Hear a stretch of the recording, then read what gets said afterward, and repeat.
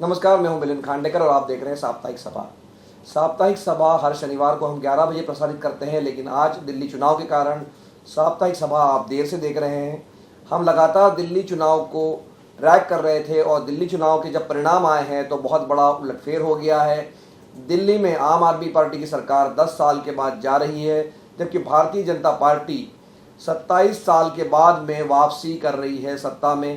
कांग्रेस लगातार तीसरी बार भी कोई खाता खोलने में नाकाम रही है, लेकिन इतना ज़रूर कांग्रेस ने कर दिया है कि आम आदमी पार्टी की हार में उसका भी योगदान रहा है।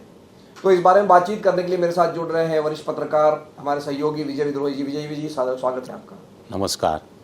तो विजय जी, अगर मैं आपसे पूछूं कि एक कारण या दो कारण क्या रहे कि आम आदमी पार्टी, जो कि लग रहा था महीने भर पहले तक कि चुनाव में उसको एक एडवांटेज है, बीजेपी पर एज है, वो आखिर के 15वें दिन में आते आते जो सर्वे भी दिखाने लग गए, एग्जिट पोल भी दिखाने लग गए और वो सही साबित हुआ कि आम आदमी पार्टी चुनाव हार गई और हारी, बुरी तरह से हारी। तो ऐसा क्यों हुआ? देखिए, कुल मिलाकर एक लाइन में कहा जाए तो अरविंद केजरीवाल को राजनीति करनी आती है, महारत हासिल है, लेकिन एंटी इनकम्बेंसी को प्रो कम्बेंसी में बदलना नहीं आता। और 3 तरह की एंटी इनकम्बेंसी थी। नई केजरीवाल के खिलाफ एंटी इनकम्बेंसी, उनकी विधायकों के खिलाफ एंटी इनकम्बेंसी, और एमसीडी में जो चुनाव 2 साल ही जीते हों लेकिन वो भी एंटी इनकम्बेंसी थी। तो ये ट्रिपल एंटी इनकम्बेंसी का शिकार अरविंद केजरीवाल की हुई। और ऊपर से उनकी कुछ गलतियां थी, कुछ इस तरह के जो उनके विवादास्पद जो बयान थे, जो कि कांग्रेस को, राहुल गांधी को उत्तेजित कर गए, वो भी कहीं ना कहीं उनकी हार की वजह बने। मुसलमानों को वोट बैंक के रूप में इस्तेमाल करना और मुसलमानों का फिर साथ नहीं देना, दलितों का इसी रूप में साथ नहीं देना। फिर पहली बार दिल्ली में बहुत लंबे समय बाद हुआ कि गंदी यमुना, सीवर लाइन, गड्ढों वाली सड़क, नालियाँ, ये एक बड़ा मुद्दा बनकर उभरी। पहले केजरीवाल बड़ी आसानी से इसके आरोप दिल्ली में एमसीडी पर डाल देते थे कि बीजेपी के पार्षद, जाने पार्षद का काम है नाली बनाना, हमारा काम तो है नहीं। लेकिन अब उससे भी बच नहीं सकते थे। तो कुल मिलाकर अगर केजरीवाल के एंगल से देखा जाए तो ये केजरीवाल की सिर्फ हार नहीं है, उनकी ईमानदार छवि की हार हुई है। उन्होंने इस चुनाव को रेफरेंडम के रूप में बदल दिया था, अगर मैं ईमानदार हूं तो आप मुझे वोट दीजिए। अब वो क्या कहेंगे? अब तो जनता की अदालत ने उनको बेईमान क्या साबित नहीं कर दिया? ये भी अपने आप में बड़ा सवाल उठता है। तो कहीं ना कहीं अति आत्मविश्वास था केजरीवाल का कि जब वो जेल से छूट कर आए थे तो उन्हें लगा था कि चुनाव जीत जाएंगे और वो अपने आप को ईमानदार साबित कर देंगे, लेकिन एकदम उल्टा नतीजा आया। मुख्यमंत्री का पद उन्होंने छोड़ा जेल से बाहर निकल के। चुनाव इस बात पर लड़ा कि अगर मैं ईमानदार हूं तो जनता मुझे वोट देगी। तो अब न वो केवल खुद चुनाव हार गए बल्कि उनकी पार्टी भी चुनाव हार गई है। ऐसे में विजय जी, आम आदमी पार्टी एक बड़ी पार्टी इस तरह से बन गई थी कि 2 राज्यों में उसका शासन था, पंजाब में और दिल्ली में, लेकिन दिल्ली से ही ये पार्टी शुरू हुई थी। तो क्या अब जैसे लोग कह रहे थे कि अस्तित्व का संकट खड़ा हो गया है आम आदमी पार्टी के साथ, क्योंकि ये दिल्ली में चुनाव हार गए हैं? और मैं बात ये भी कह दूं कि बात यही नहीं रुकेगी। अगर 22 विधायक या 24 विधायक भी चुन के आते हैं, उनको भी बीजेपी आगे चल के तोड़ सकती है। तो क्या यह अस्तित्व का संकट है? अब केजरीवाल का भविष्य क्या लगता है आपको? बिल्कुल आपने सही कहा, अस्तित्व का संकट है। जहाँ से आप शुरू हुए थे, जहाँ आपका बीज, पॉलिटिकल बीज था और जहाँ से आप एक पेड़ बनने की संभावनाएं देख रहे थे, उस पेड़ की कुछ शाखाओं को राहुल गांधी ने काट डाला, कुछ शाखाओं को मोदी जी ने काट डाला। बैक टू स्क्वायर वन वाली स्थिति 14 साल बाद हम देख सकते हैं अरविंद केजरीवाल की हुई है। और इस स्थिति से उभरना उनके लिए बड़ा मुश्किल होगा। उनके सारे खुद नहीं हारे, जितने टॉप लेवल की लीडरशिप थी वो करीब करीब सारी चुनाव हार गई है या हारती हुई नज़र आ रही है। ये एक बहुत बड़ा फैक्टर है। मुझे लगता है कि यहाँ से केजरीवाल को उठ पाना, और उनके विधायक, वैसे भी पार्टी वनरेबल हो गई थी, उसके विधायकों में वो समर्पण, वो सब कुछ नहीं था। चुनाव से ठीक पहले उनके जो 8 विधायक थे उन्होंने इस्तीफा दिया था और बीजेपी के साथ जाकर मिल गए थे। तो कुल मिलाकर एक बड़ा फैक्टर ये भी रहा कि केजरीवाल ने कहा ये मोदी जी काम नहीं करने देते, एलजी काम नहीं करने देते। तो कहीं दिल्ली की जनता को लगा होगा कि केजरीवाल को दोबारा जिता दिया तो मोदी जी तो 2029 तक तो है ही, काम नहीं करने देंगे तो नुकसान हमारा होगा।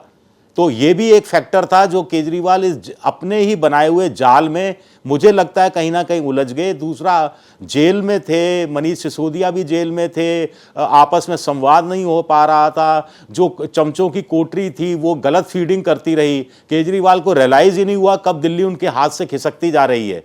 अगर रियलाइज हो जाता तो कुछ वो कदम उठाते। बहुत सारी चीजें थी जिनको हम विस्तार में, अभी टाइम नहीं है, हम चर्चा कर सकते हैं। तो केजरीवाल ने कुछ बुनियादी गलतियां की। उन जैसे समझदार नेता ने अति आत्मविश्वास में आके, जिस शब्द का आपने इस्तेमाल किया, और अच्छा काम करने के बावजूद मैं कहूंगा कि फैटीग फैक्टर भी उनके खिलाफ चला गया। नहीं तो विजय जी, जो आपने बात कही कि अति आत्मविश्वास वाली बात, तो मैंने भी बात कही, तो कहीं ना कहीं ये अति आत्मविश्वास कि हमें कांग्रेस की आवश्यकता नहीं है, ये भी कहीं ना कहीं क्या भारी पड़ा, क्योंकि हम जो देख रहे हैं करीब 6.5 से 7% वोट जो है कांग्रेस को मिल रहा है। तो कांग्रेस का वोट पिछली बार लगभग 4-4.5% था, तो कांग्रेस का भी वोट 3% बढ़ा है। और संदीप दीक्षित ने भी मुश्किल खड़ी कर दी निजी रूप से केजरीवाल के लिए। तो क्या जो केजरीवाल ने जैसे हरियाणा में कांग्रेस से अलायंस करने से मना कर दिया, जबकि कुछ बात चल रही थी कि उनको 3 सीटें चाहिए, 5 सीटें चाहिए, तो वहां भी उन्होंने सारी जगह अपने उम्मीदवार उतार के कांग्रेस से पंगा ले लिया। दिल्ली में कांग्रेस से पहले अलायंस की बात चल रही थी, केजरीवाल ने ट्वीट करके कहा कि कोई अलायंस नहीं होगा, दिल्ली में हम अकेले चुनाव लड़ेंगे। तो क्या कांग्रेस और आम आदमी पार्टी साथ आती तो क्या ये परिणाम अलग हो सकता था? देखिए, अभी जब हम बात कर रहे हैं तो कम से कम 5 या 6 सीटें हैं जिसमें हम माना जा सकता है कि कांग्रेस के कारण केजरीवाल की पार्टी हारी, जिसमें संगम विहार की सीट है, जिसमें खुद पटपड़ ये नई दिल्ली की सीट है, जिसमें मनीष सिसोदिया की सीट है, मादीपुर की सीट है, बादली की सीट भी उस तरफ जाती दिख रही है, और एक आध सीट और है। तो कुल मिलाकर 4-5 सीटें तो साफ तौर पर दिख रही हैं। और जब ये साथ में मिलकर लड़ते तो राहुल गांधी को यह कहना नहीं पड़ता शीश महल वाला मुद्दा। राहुल गांधी को, मनीष सिसोदिया को आबकारी कांड का किंगपिन बताने की जरूरत नहीं पड़ती, तो उसकी एक छवि अलग उभर कर सामने आती। अब देखिए, केजरीवाल को जब जरूरत पड़ी, केजरीवाल को एहसास हो गया था कि मुश्किल में है, उन्होंने ममता बनर्जी को फोन किया कि पूर्वांचल का वोट चाहिए तो शत्रुघ्न सिन्हा को भेजिए। उन्होंने अखिलेश यादव को फोन किया कि आइए मेरे साथ रोड शो कीजिए, और वो लोग आए भी, रोड शो भी किया। स्टालिन ने राहुल गांधी को फोन किया, उद्धव ठाकरे ने बात की कि भाई आप केजरीवाल के खिलाफ बहुत आक्रामक मत होइए। लेकिन जब केजरीवाल ने नंबर 3 का राहुल गांधी को घोषित कर दिया भ्रष्ट, तो राहुल गांधी भी तो भाई एक राष्ट्रीय पार्टी के बड़े नेता हैं, उनको अपनी पार्टी भी तो बचानी थी। आप मिलन जी एक बात को गौर कीजिए, जब राहुल गांधी ने सीलमपुर की रैली में अरविंद केजरीवाल पर हमला किया था तो केजरीवाल ने क्या कहा था, शब्दों पर गौर कीजिएगा। राहुल गांधी कांग्रेस को बचाने की कोशिश में लगे हैं, मैं देश को बचाने की कोशिश में लगा हूं। इतना बड़ा अपना राजनीतिक विस्तार, इतना बड़ा कैचमेंट की उम्मीद कर रहे थे केजरीवाल, और मुझे लगता है कि मोदी जी ने तो हराया ही हराया। राहुल गांधी की भी बड़ी भूमिका रही केजरीवाल को उनकी राजनीतिक औकात एक तरह से दिखा देने में। तो विजय जी, मतलब ये कांग्रेस के लिए तो कोई अच्छी खबर नहीं है, क्योंकि आपका खाता अभी भी लग रहा है कि खुलेगा नहीं इस बार। लेकिन आइडियोलॉजिकली जो राहुल गांधी कह रहे थे कि केजरीवाल और मोदी एक ही जैसे लोग हैं, वो एंटी मुस्लिम है, एंटी दलित है, जो केजरीवाल को भी उन्होंने उसी कटघरे में खड़ा करने की कोशिश की। और दूसरा, जो इंडिया अलायंस के बाकी पार्टनर थे वो एक तरह से कांग्रेस को और दबाने की ताक में थे, खास करके जो महाराष्ट्र में हार हुई, हरियाणा में हार हुई। और अगर यहाँ केजरीवाल जीत जाते तो ये कांग्रेस को अलग थलग और कर देता इंडिया अलायंस में। तो इंडिया अलायंस पर इसका क्या असर देखते हैं आप इस चुनाव परिणाम? देखिए, पहली बात तो यह है कि अगर केजरीवाल जीत जाते तो इंडिया अलायंस इस तरह से गठन करने की कोशिश करते जिसमें कांग्रेस नहीं हो। अब वो मामला खत्म हो गया। दूसरा, क्षेत्रीय पार्टियों ने यह स्थिति बनानी शुरू कर दी थी कि कांग्रेस तो जहां बीजेपी से सीधा मुकाबला है वहीं तक सीमित रखे, बाकी उनके राज्यों में हाथ तक नहीं डाले, जिसमें पश्चिम बंगाल है, जिसमें दूसरे राज्य आप जानते हैं, बिहार, जैसे बिहार में तो तेजस्वी यादव ने अभी से रंग दिखाना शुरू कर दिया था कि भाई कांग्रेस ने पिछली बार 70 सीटें मांग ली, 19 सीटें ही जीती। अब कांग्रेस ने यह बता दिया कि भले ही हम आटे में नमक हों, लेकिन अगर स्वादिष्ट रोटी बनानी है तो नमक की आपको जरूरत पड़ने वाली है। इंडिया पॉलिटिकल फ्रंट में कांग्रेस की एक तरह से यह वापसी है, इनडायरेक्ट रूप से वापसी है। और अब केजरीवाल के लिए नए सिरे से अपनी जड़ों तक पहुंचना और जैसे क्रिकेट में कहते हैं ना, बैक टू बेसिक तब जाना और अपनी पार्टी को बचाए रखना। 20, 22, 23 जो भी विधायक जीत कर आते हैं, और एमसीडी में अपने मेयर को बचा के भी रखना, यह उनके लिए बड़ी चुनौती होगा। सबसे आखिर में विजय जी, जो भारतीय जनता पार्टी के लिए, खास करके प्रधानमंत्री नरेंद्र मोदी के लिए ये बहुत बड़ी जीत है, क्योंकि केजरीवाल एक तरह से कांटा बने हुए थे। दिल्ली जहां से देश का शासन चलता है, वहां केजरीवाल रोज उठकर प्रधानमंत्री पर आरोप लगाते थे, बीजेपी पर आरोप लगाते थे। इधर हालांकि उन्होंने प्रधानमंत्री पर सीधे हमला करना बंद कर दिया था, लेकिन एक कहीं ना कहीं खटकता था बीजेपी को कि दिल्ली में हम नहीं जीत पाते हैं। लेकिन अब 1998 के बाद पहली बार भारतीय जनता पार्टी सरकार बनाने जा रही है, और ये बात जो होती थी कि भाई कोई बीजेपी के पास चेहरा नहीं है, बीजेपी मोदी के नाम पर लड़ती है। एक और ट्रेंड हमने देखा कि लोकसभा में जो वोट मोदी को पड़ता था, बीजेपी को पड़ता था, वो विधानसभा में शिफ्ट हो जाता था। इस बार वो शिफ्ट हुआ है मात्र 5-6% अभी तक का जो आंकड़ा हम देख पा रहे हैं। तो बीजेपी के लिए भी तो बहुत बड़ी जीत है। नहीं, बीजेपी के लिए वाकई में बड़ी जीत है। प्रधानमंत्री नरेंद्र मोदी के लिए व्यक्तिगत तौर पर बड़ी जीत है। आपको याद हो अरविंद केजरीवाल क्या कहते थे, चौथी पास राजा। तो चौथी पास राजा ने एक आईआईटीएन को आखिरकार हरा ही दिया, पहली बात। दूसरा, बीजेपी ने जितने पत्ते इस बार चले वो सारे उनके पक्ष में पड़ते चले गए। तीसरा, बीजेपी ने शुरू में ही कह दिया कि केजरीवाल की मुफ्त बिजली, मुफ्त पानी और सरकारी स्कूल, मुफ्त बस यात्रा, सबको हम बदस्तूर जारी रखेंगे। ऐसे कहकर उन्होंने जो मतदाताओं के सामने एक उनका वो बढ़ा दिया कि भाई ये सब तो आपको मिल रहा है, ये सब मिलता रहेगा, इसके ऊपर हम ये और देंगे, अब बताइए आप क्या करना चाहते हैं।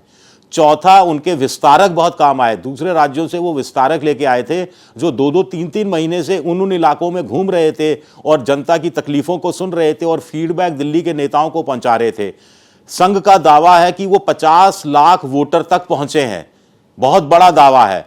तो संघ का भी ये जो हरियाणा और महाराष्ट्र के बाद ये काम आया बीजेपी के पक्ष में, जो उन्होंने लामबंद किया, तो ये चीजें थी जिनको केजरीवाल महसूस ही नहीं कर पाए।